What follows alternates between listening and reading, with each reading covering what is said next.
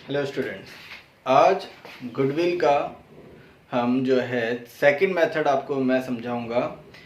Average profit method के दो part थे, एक तो सिंपल एवरेज प्रॉफिट मेथड और एक weighted average profit method. Simple average profit method हमने लास्ट वीडियो में मैं आपको समझा चुका हूं। आज आपको समझाऊंगा वेटेड एवरेज प्रॉफिट मेथड। तो वेटेड एवरेज प्रॉफिट मेथड में स्टेप 1 तो वही है जो एवरेज प्रॉफिट मेथड में था। कौन सा? नॉर्मल बिजनेस प्रॉफिट निकालने का। नॉर्मल बिजनेस प्रॉफिट निकालने के बाद सेकंड स्टेप ये है जो मैं आपके सामने दिखा रहा हूँ। ईयर लिखेंगे, जो भी ईयर आपको गिवन है, और ईयर के बाद फिर नॉर्मल बिजनेस प्रॉफिट जो हर साल का आपने निकाला है वो, और यहाँ उसके बाद है डब्ल्यू यानी कि वेट। वेट आपको क्वेश्चन में गिवन होगा, वेटेज। फिर क्या करना है कि जो नॉर्मल बिजनेस प्रॉफिट है और जो वेटेज है इन दोनों की मल्टीप्लाई करना है, तो ये आ जाएगा यहाँ पर। ठीक है। फिर क्या करना है, जो वेटेज है उसको टोटल करना है, और ये जो आपने मल्टीप्लाई करके निकाला है प्रॉफिट, ये इसका टोटल करना है। फिर निकालना है तीसरे स्टेप में आपको weighted average profit. Weighted average profit कैसे निकलेगा? जो आपने वेट और प्रॉफिट की मल्टीप्लाई करके निकाला था उसका सम, और अपॉन में वेटेज का सम यानी कि सिग्मा डब्ल्यू। ये करके वेटेड एवरेज प्रॉफिट आ जाएगा। और लास्ट स्टेप में आप गुडविल निकालेंगे। और गुडविल कैसे निकलेगा? जो वेटेड एवरेज प्रॉफिट अभी आपने कैलकुलेट किया है into number of year purchase, और नंबर ऑफ ईयर परचेज आपको क्वेश्चन में गिवन होगा। ठीक है, चलिए इसके ऊपर एक सवाल करते हैं। हाँ तो बच्चों, आज हम ये क्वेश्चन करेंगे, तो चलिए इस क्वेश्चन को पढ़ते हैं।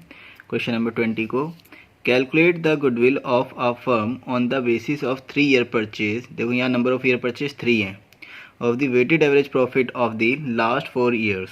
ठीक है, पिछले 4 सालों के वेटेड एवरेज प्रॉफिट के बेस पर हमें गुडविल निकालनी है। पिछले 4 सालों के प्रॉफिट दे रखे हैं ये 1,01,000, 1,24,000, 1,00,000 और 1,40,000, और वेटेज गिवन है 1, 2, 3, 4। ठीक है, चलिए एडजस्टमेंट पढ़ लेते हैं। On a security of the accounts the following matters are revealed. चलिए जी क्या क्या है। Number 1, on 1 December 2017 a major repair was made in respect of a plant incurring ₹30,000 which was charge to revenue. यानी कि 1 दिसंबर 2017 को इन्होंने एक मेजर रिपेयर कराया गया था प्लांट पर, बहुत बड़ा रिपेयर कराया था जिसमें 30,000 खर्च हुए थे। तो भाई जब मेजर रिपेयर कराते हैं तो वो कैपिटल एक्सपेंडिचर होता है, और वो प्रॉफिट एंड लॉस में नहीं आता, वो कैपिटल नेचर का होता है, वो प्लांट में जुड़ जाता है, उसकी वैल्यू प्लांट में जुड़ जाती है। लेकिन इन्होंने रेवेन्यू मानकर प्रॉफिट एंड लॉस में डाल दिया होगा, यानी कि ये इन्होंने रेवेन्यू एक्सपेंस मान लिया था, तो इसको ऐड करना पड़ेगा। ठीक है, आगे पढ़ते हैं। The said sum is agree to be capitalised. ठीक है, इसको कैपिटलाइज कर देंगे गुडविल के लिए।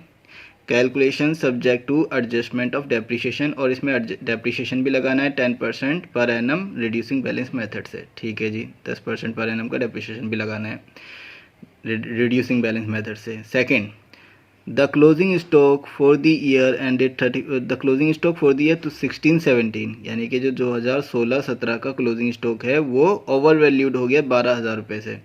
तो 2016-17 में ये ओवर वैल्यूड हो गया है क्लोजिंग स्टॉक, तो माइनस करना पड़ेगा। लेकिन यही स्टॉक अगले साल के लिए ओपनिंग स्टॉक माना जाएगा, तो ये ऐड हो जाएगा। थर्ड देखते हैं। To cover management cost and annual charge of ₹24,000 should be made for a purpose goodwill valuation. यानी कि हर साल की एक मैनेजमेंट कॉस्ट है 24,000 रुपीज़, तो वो हर साल में से घटा देंगे। ठीक है, लास्ट बोल रखा है on 1 April 2016 a machine having a book value of 10,000 was sold for 11,000 but the proceeds were wrongly credited to profit and loss account. देखो बेटा, जब मशीन बेच रहे हैं और मशीन को बेचकर जो अमाउंट आ रही है वो कैपिटल रिसीट्स है, और कैपिटल रिसीट्स को हम प्रॉफिट एंड लॉस में नहीं डालते हैं, पर इन्होंने डाल दी उसे, तो हम इससे क्या करेंगे, माइनस कर देंगे। ठीक है, लेकिन इन्होंने बोला no effect has been given to rectify the same. इन्होंने रेक्टिफाई नहीं किया, यानी कि इनके नज़र में वो मशीन जो है बिकी ही नहीं, उन्होंने उसको रेवेन्यू रिसीट्स मान लिया था और मतलब उसको रेक्टिफाई नहीं किया। तो इसका मतलब ये है कि हर साल इन्होंने डेप्रिसिएशन लगाया होगा, जबकि मशीन 1 अप्रैल 2016 को ही बिक चुकी थी। तो डेप्रिसिएशन जो लगा है वो वापस ऐड कर देंगे, और ये जो 11,000 की रिसीट्स है ये माइनस कर देंगे। तो ये क्वेश्चन आप ध्यान से देख लीजिए। ठीक है, चलिए इसका सॉल्यूशन करते हैं। देखिए स्टूडेंट्स, हमने चारों साल के प्रॉफिट लिख लिए। प्रॉफिट है 1,01,000, 1,24,000 और 1,00,000 और 1,40,000। तो जो पहली एडजस्टमेंट थी जिसमें लिखा हुआ था कि एक मेजर एक्सपेंडिचर किया गया था प्लांट पे 30,000 का 1 दिसंबर 2017 को, वो इन्होंने रेवेन्यू मान लिया था, यानी कि रेवेन्यू एक्सपेंडिचर मान लिया था, जबकि वो कैपिटल एक्सपेंडिचर, तो हमने लिखा कैपिटल एक्सपेंडिचर, तो इसको वापस ऐड कर दिया। एंड जो उसका डेप्रिसिएशन, फिर इस पर डेप्रिसिएशन लगेगा, तो 30,000 का 10% 3,000 होता है पूरे साल का, लेकिन हमें 4 महीने का लगाना है, क्योंकि 1 दिसंबर से लेके 31 मार्च तक, 1 दिसंबर से लेके 31 मार्च तक 10% जो है 1,000 बनता है, तो वो डेप्रिसिएशन माइनस कर दिया। अब अगले साल वो ये जो 30,000 वाली मशीन थी या प्लांट था, उसमें 1,000 का डेप्रिसिएशन लग गया। अब अगले साल वो बचा 29,000 का, तो 29,000 का 10% 2900 रुपये, तो ये दोनों साल हमने डेप्रिसिएशन माइनस किया, क्योंकि इस साल खर्च किया गया था, तो डेप्रिसिएशन इस साल 4 महीने का लगा और अगले साल पूरे साल का लग गया। ठीक है, ये घटा दिया हमने।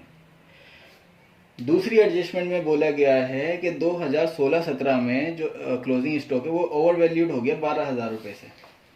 12,000 रुपये से ओवर वैल्यूड हो गया है, तो जी हमें माइनस करना पड़ेगा। 2016-17 में इसको माइनस कर दिया, लेकिन अगले साल के लिए ओपनिंग स्टॉक है और अगले साल के लिए ओपनिंग स्टॉक ओवर वैल्यूड हो गया, तो उसको हमें प्लस करना पड़ेगा, तो वो लिख दिया हमने। फिर तीसरी एडजस्टमेंट में मैनेजमेंट कॉस्ट है वो 4 साल में लगेगा, तो 24,000 रुपये हमने मैनेजमेंट कॉस्ट घटा दी। और लास्ट एडजस्टमेंट में बोला गया है कि एक मशीनरी जिसकी कीमत 10,000 रुपये थी, वो इन्होंने 1 अप्रैल 2016 में बेच दी 11,000 रुपये में, और उसको जो है रेवेन्यूड मान लिया, यानी कि प्रॉफिट एंड लॉस में डाल दिया गलती से, जबकि वो कैपिटल रिसीट्स होती है, नहीं डालनी चाहिए थी। तो हमने क्या करा, पूरे 11,000 रुपये यहाँ पे माइनस कर दिए कैपिटल रिसीट्स के। और इन्होंने रेक्टिफाई भी नहीं किया उसको, कुछ मतलब उसको सुधार नहीं किया, तो इन्होंने मतलब इनकी बुक्स में मशीन अब भी एग्जिस्ट है, हालांकि वो बिक चुकी है, तो इनकी बुक्स में अब भी मशीन एग्जिस्ट थी, तो हर साल इन्होंने डेप्रिसिएशन लगाया होगा। जैसे 10,000 की थी, तो 10,000 का 10% 1,000 रुपये इन्होंने इस साल लगाया। अगले साल 9,000 की बची तो 900 रुपये लगाए।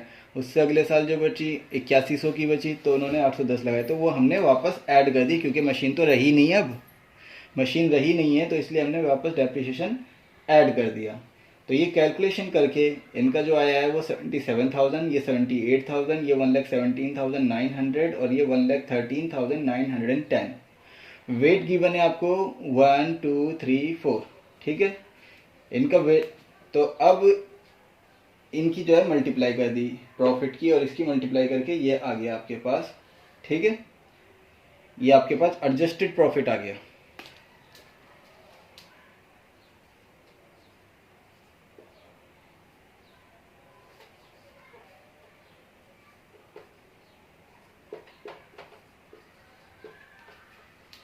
ठीक है जी, अब निकालनी है आपको गुडविल। तो गुडविल से पहले आपको वेटेड एवरेज प्रॉफिट निकालना पड़ेगा। चलिए इतना यहाँ तक पहले कॉपी कर लीजिए, फिर वेटेड एवरेज प्रॉफिट निकालते हैं।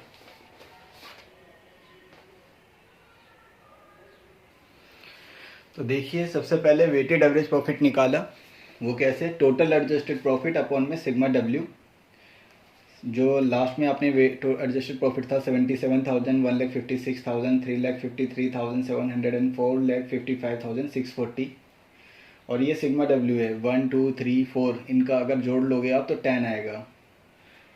डिवाइड करके ये आया आपका 104, यानी कि 1,04,234। फिर गुडविल निकालना है, weighted average profit into number of year purchase. तो वेटेड एवरेज प्रॉफिट ये है, और number of year purchase question में गिवन है 3, इससे मल्टीप्लाई करके आपका आंसर आया 3,12,702। उम्मीद है आपको ये क्वेश्चन समझ में आया होगा और आप ये क्वेश्चन कर लेंगे। कोई प्रॉब्लम हो तो आप मुझसे पूछ सकते हैं।